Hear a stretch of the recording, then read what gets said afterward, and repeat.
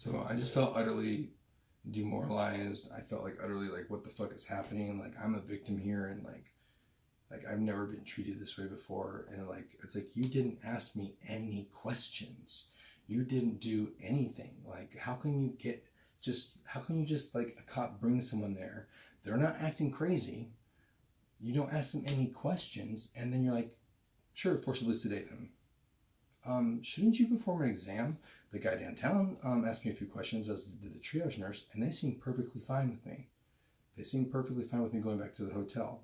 And I think the cops lied in this, because I don't know if the documentation supports this, but in my documentation, I haven't found the documentation from that psych ER, because I think they switched systems, but I requested medical documentation. Maybe I didn't request it far back enough, but I've got another visit from there and Seton, because it's the Brackenridge psych ER that's now part of Seton, or Del Seton.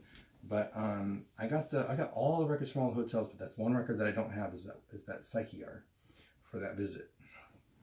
But I'm pretty sure he was fine with me going back to the hotel, and that the cop was angry with him for not letting me be admitted there against my will. The Seton South, it acts like there was an exam. Like, it reads as if there was an exam performed. Like, as if, and I'm like, there was no exam at all. He walked in, said, how was everybody doing? I made a comment on his badge or something, like, very short. He walked back out. I was sedated against my will, strapped down. I think that's outrageous that can happen. I know these people can have made an unbelievable experience, and it's like, happen, that I've reacted to in a way that some people may think is crazy. I think I handled myself pretty well with the cops. I think I handled myself very well with the medical staff. I am utterly floored at Seton, or not Seton, at St. David's South. I am floored with them that they did that. But I woke up the next day. I wanted a cigarette. They gave me a sandwich. They wouldn't let me have a cigarette until I saw the caseworker, because I couldn't leave. And I was like, I'll come back. I was like, I just want a cigarette. They gave me my clothes. I had a dead phone, and their charger wouldn't work on it. They gave me a bus pass, I think. I had $40 in cash, and that I should have used. I should have found a different charger for that phone, and my ID. So the cop grabbed my ID. He did not grab my debit card. To this day, no one has ever seen that debit card. When my sister went back in that hotel room, she didn't find it among my things. So the cops or the staff ditched my debit card just to fuck with me. They didn't use it. That was very important, because the next day, I technically was not allowed to go back to the hotel.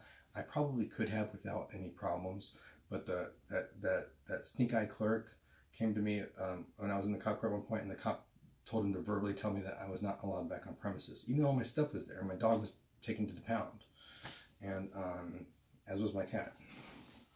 And I was like, or was my cat at Tom's? I think my cat was still at Tom's. And I'm like, how am I supposed to get my stuff? And I don't have a debit card, and it's the day after Thanksgiving. I walked, because I almost went back to the hotel.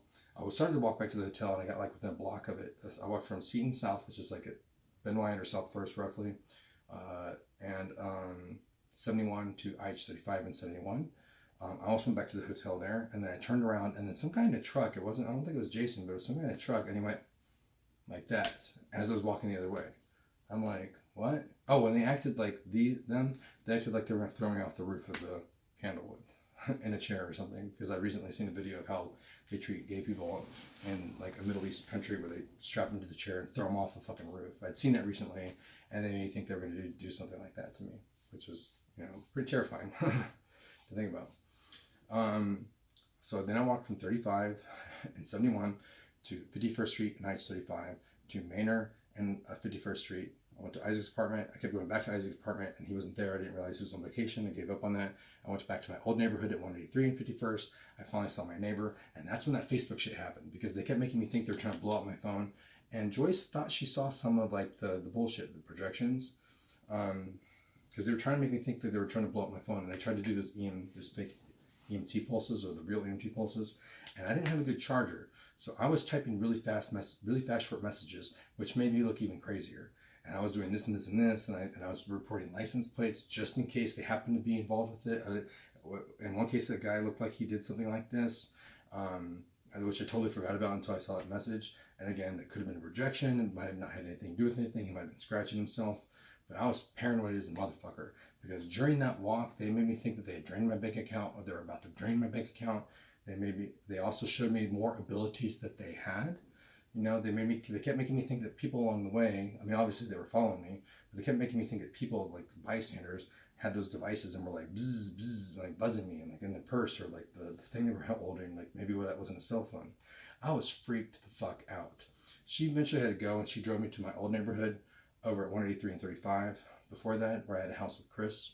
And Chris, like, fuck you for not letting me come in there. Like, I know that we had some problems.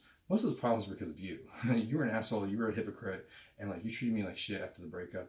And it's like, oh, well, it doesn't work out. Like, oh, my God, I'm so sorry. I tried to be as, like, kind as I could.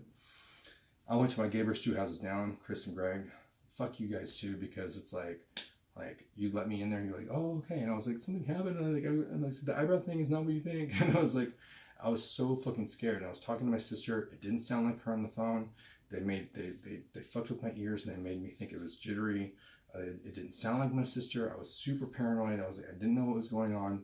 They made me think like I wasn't speaking to my sister. I was like, I don't know what's going on. I did charge my phone for a little bit, and then all of a sudden cops come in. I'm like, Chris and Greg called the cops on me? Like, why didn't they just ask me to leave? I would have just left or something. Or maybe they could have like dropped me off somewhere, or I could have secured a ride then. So I accidentally stole their charger. I didn't mean to. It was a lifesaver though. And then I walked back. I walked from IH-35 and 183, and I was talking to my dad at the time, and I was trying to tell my dad, hey, you used to work with a guy with a funny name. Or like, do you remember that name?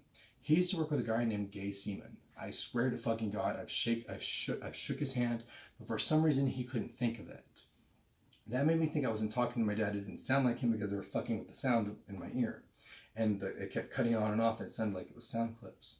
I'm like, if he doesn't know that, and then he goes, oh, when I stayed with you and Chris, like many years ago, I went to the Hampton Inn for coffee one time. I walked to the Hampton Inn. He's telling me that as I'm looking up at the Hampton Inn sign near IH-35 and 183 when I'm at that intersection at that same exact time. So I hung up on him. I was like, there is no way this is my dad. So I hung up on him, and I walked from IH-35 and 183 to MLK and 183 to Guadalupe and MLK to Guadalupe and 51st Street, which I walked past Austin State Hospital.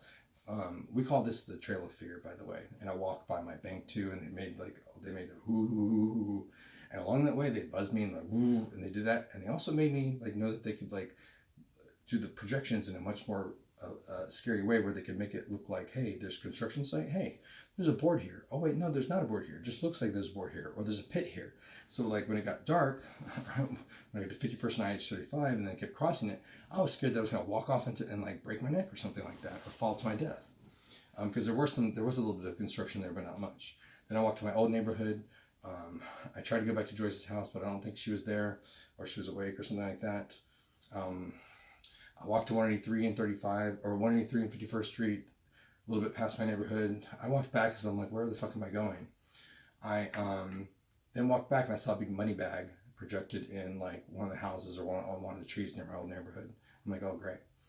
So then I walk back to the gas station at Manor Street and 51st Street. I finally realized eventually after the gas station closes and I'm charging my phone with that accidentally stolen charger that, oh, my low battery, like saver mode, like I can turn that off now. And hey, I've got Lyft, and that's got my debit card programmed into it, and I can get back to Tom's house. And that's when I went back to Tom's house. And they're like, what the fuck have you been? And everyone was freaking out on Facebook.